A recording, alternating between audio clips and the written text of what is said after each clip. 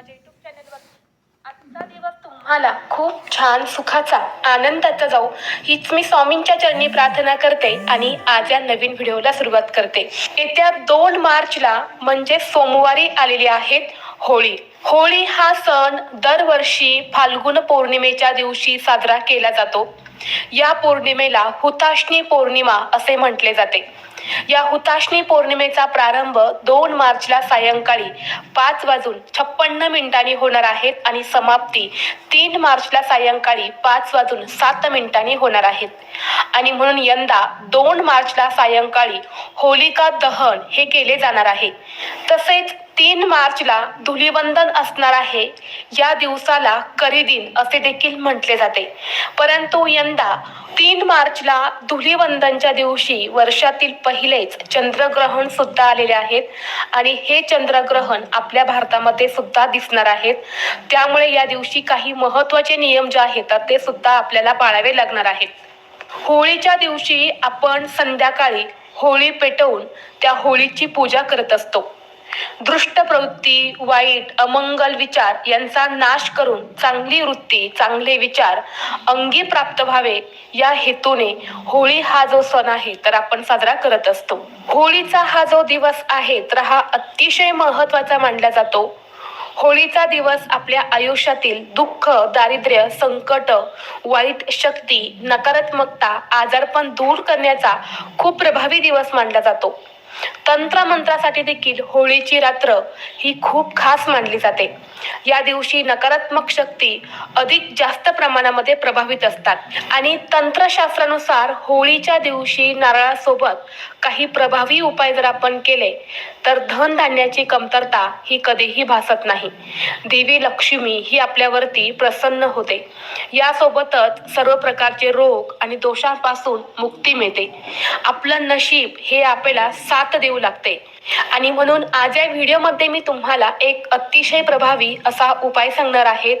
2 मार्चला सोमवारी होळीच्या दिवशी तुम्हाला काहीच करणं शक्य नाही झाले तरीही चालेल, पण हा एका नारळाचा उपाय तुम्ही नक्की करा। आपल्याला एका ठिकाणी एक नारळ अर्पण करायचं आहे। हे नारळ अर्पण केल्याने तुम्हाला प्रत्येक कामात यश मिळेल। घरातील इडापिडा, वाईट बाधा, भांडणे नष्ट होऊन कर्जातून मुक्ती मिळेल। लक्ष्मीच्या कृपेने वर्षभर आर्थिक भरभराट होऊन घराची, मुलांची, पतीची अगदी भरभरून प्रगती होईल। तर हा नारळाचा उपाय कसा करायचा आहे, कोणत्या वेळेत करायचा आहे याबद्दलची संपूर्ण माहिती या व्हिडिओमध्ये मी तुमच्यासोबत शेअर करणार आहे। त्यामुळे तुम्ही हा व्हिडिओ स्किप न करता शेवटपर्यंत नक्की पहा। चॅनलवरती नवीन असाल तर सबस्क्राईब करा आणि असेच माहितीपूर्व नवनवीन व्हिडिओ पाहण्यासाठी बेल आयकॉनलाही प्रेस करा, म्हणजे जेव्हा कधी मी नवीन व्हिडिओ अपलोड करेल त्याचं नोटिफिकेशन सर्वात अगोदर तुम्हाला भेटेल आणि तुम्ही एक पण व्हिडिओ मिस करणार नाही। तसेच हाय बटनला देखील क्लिक करा। तर पहा, आज या व्हिडिओमध्ये मी तुम्हाला जो उपाय सांगणार आहे तर हा उपाय आपल्याला सोमवारी होळीच्या दिवशी संध्याकाळी करायचा आहे। संध्याकाळी 6 नंतरनं अगदी रात्री 12 वाजेपर्यंत जेव्हा केव्हा तुम्हाला शक्य होईल तेव्हा तुम्ही हा उपाय जो आहे तर तो करायचा आहे। आपल्या हिंदू धर्मात नारळाला अत्यंत पवित्र मानले जाते, जे सुख, समृद्धी आणि शुभ कार्याच्या सुरुवातीचे प्रतीक आहे। आणि या होळीच्या दिवशी जर आपण या नारळाचा उपाय जर केला तर घरात सुख, समृद्धी, शांती आणि लक्ष्मीचा निवास होतो, कारण नारळाला लक्ष्मीचं प्रतीक देखील मानलं जातं।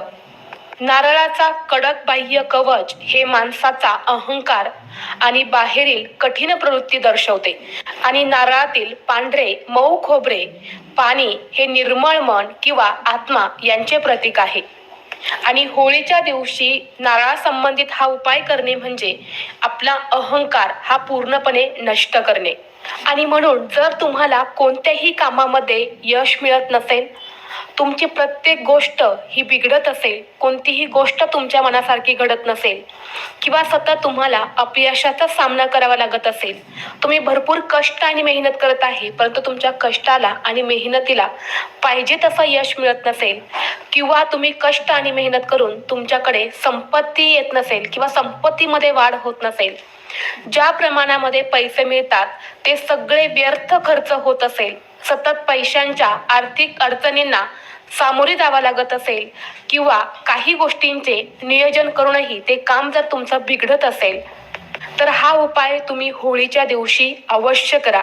तसेच जर तुमच्या कुटुंबामध्ये कोणत्याही व्यक्तीची प्रगती होत नसेल, घरात सतत आजारपण असेल, एक व्यक्ती आजारी पडला की पुन्हा दुसरा व्यक्ती आजारी पडतो आणि आलेला पैसा हा फक्त आजारपणामध्येच जात असेल किंवा घरामध्ये सतत वाद विवाद क्लेश भांडणे होत असतील किंवा तुमच्यावरती एखादं कर्ज आहे, मग हे कर्ज जमिनीचं असेल किंवा गाडीचं असेल, घराचं असेल किंवा इतर कुठलंही कर्ज तुमच्यावरती असेल, तर त्या कर्जातून लवकरात लवकर मुक्त होण्यासाठी देखील हा उपाय किंवा तुमच्यावरती एखादं कर्ज आहे, आता जो हे कर्ज जमिनीचं असेल किंवा गाडीचं असेल, घराचं असेल किंवा इतर कुठलंही कर्ज तुमच्यावरती असेल, तर त्या कर्जातून लवकरात लवकर मुक्त होण्यासाठी देखील हा उपाय खूप प्रभावी मानला जातो.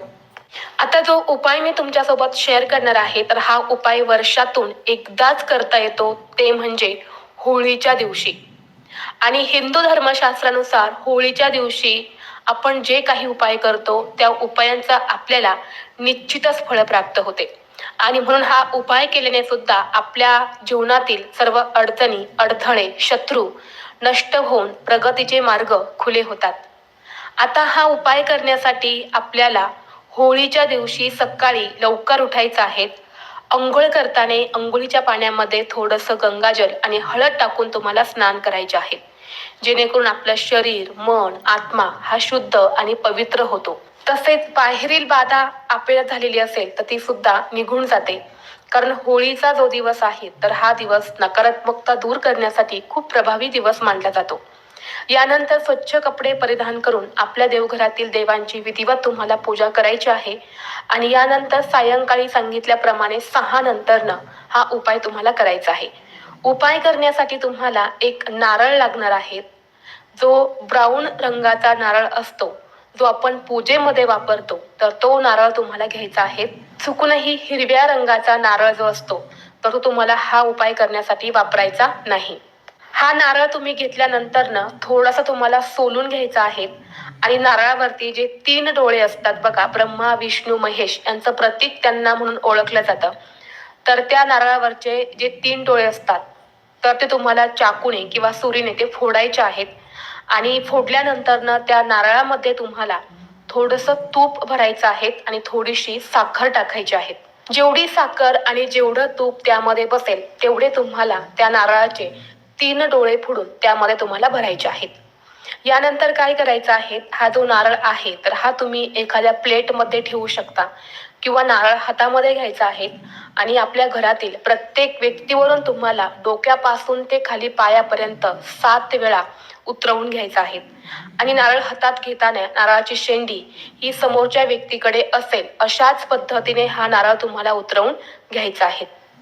आणि घरातील प्रत्येक व्यक्तीवरून तुम्हाला उतरवायचा आहे, अगदी लहान मुलांपासून ते मोठ्यांपर्यंत सर्वांवरून.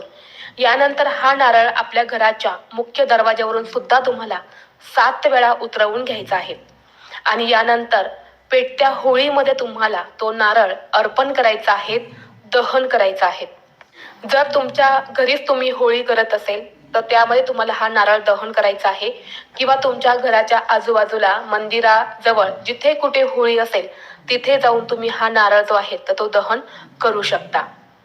आता हा नारळ होळी दहनामध्ये अर्पण केल्यानंतर त्या होळीभोवती तुम्हाला 7 प्रदक्षिणा करायच्या आहेत किंवा 11 प्रदक्षिणा करायच्या आहेत. आणि यानंतर दोन्ही हात जोडून तुम्हाला होलिका मातेला मनोभावे प्रार्थना करायच्या आहेत. माझ्या घरातील जे काही संकट आहेत, ज्या काही अडचणी आहेत, दुःख आहेत किंवा माझ्या कुटुंबामध्ये जी काही वाईट बाधा आहेत तर ती दूर होऊन लक्ष्मीची कृपा सदैव आमच्या कुटुंबावरती राहू दे. आमच्या घरातील सर्व आर्थिक अडचणी दूर होऊ दे.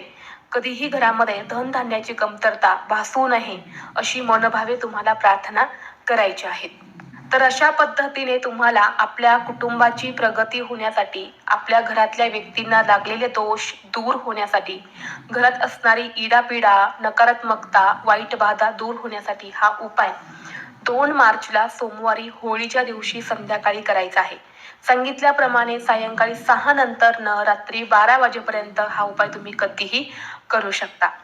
त्याचबरोबर जर तुमच्या कुंडलीतले ग्रह कमकुवत असतील, जेव्हा आपल्या कुंडलीतले ग्रह हे कमकुवत असतात तेव्हा आपल्याला कोणत्याही कामामध्ये यश मिळत नाही आणि आपली कोणतीही इच्छा मनोकामना ही देखील पूर्ण होत नाही. एखादा उद्योग व्यवसाय असेल आपला तर तो सुद्धा चांगला चालत नाही. नोकरीमध्ये प्रमोशन होत नाही. तर अशा समस्या जर तुमच्याही सोबत असतील तर तुम्हाला होळीच्या दिवशी एक नारळ घ्यायचा आहे. ब्राऊन रंगाचाच नारळ तुम्हाला घ्यायचा आहे. यानंतर सांगितल्याप्रमाणे नारळाला जे वरचे 3 डोळे असतात तर त्यातील एक डोळा तुम्हाला फोडायचा आहे आणि त्या नारळामध्ये तुम्हाला जवसाचं तेल जे असतं ना तर ते जवसाचे तेल तुम्हाला थोडंसं टाकायचं आहे आणि त्यात थोडासा गूळ तुम्हाला घालायचा आहे. हे जवसाचं तेल आणि थोडासा गूळ त्या नारळामध्ये भरल्यानंतर नारळ हा स्वतःच्याच हातामध्ये घ्यायचा आहे आणि आपल्या स्वतःवरून ज्या प्रकारे घड्याळाचा काटा फिरतो त्या प्रकारे 7 वेळा आपल्या स्वतःवर ववाळून घ्यायचा आहे आणि यानंतर हा नारळ तुम्ही स्वतः पेटत्या होळीमध्ये जाऊन दहन करायचं आहे, अर्पण करायचं आहे. यानंतर होळीला 11 प्रदक्षिणा करून तुम्हाला होलिका मातेला मनोभावे प्रार्थना करायची आहेत. तुमची कामे यशस्वी होण्यासाठी किंवा नोकरीमध्ये यश मिळण्यासाठी तुमची जी काही अडथळे आहेत तर ते दूर होण्यासाठी मनोभावे तुम्हाला प्रार्थना करायची आहेत. त्याचबरोबर जर तुमच्या घरामध्ये सतत वाद विवाद क्लेश भांडणे होत असतील, मग ही भांडणे नवरा बायकोंची असेल किंवा आई मुलांची असेल किंवा घरातील मुलं सतत हट्टीपणा करत असेल, घरामध्ये कोणतंही शुभ कार्य हे निर्विघ्नपणे पार पडत नसेल, घरातील सदस्यांची प्रगती होत नसेल तर तुम्हाला या होळीच्या दिवशी संध्याकाळी सुक्या खोबऱ्याचे 5 तुकडे घ्यायचे आहेत. यानंतर हे 5 तुकडे आपल्या घरातील प्रत्येक व्यक्तीवरून तुम्हाला उतरवून घ्यायचे आहेत आणि होळीमध्ये तुम्हाला ते दहन करायचे आहेत. पेटत्या होळीमध्ये तुम्हाला ते अर्पण करायचे आहेत. असं केल्याने असे म्हटले जाते की अग्नीमध्ये नकारात्मक शक्ती नष्ट होतात, सोबतच घरातील सदस्यांवरील वाईट नजर, रोग, दोष, बाधा देखील दूर होतात.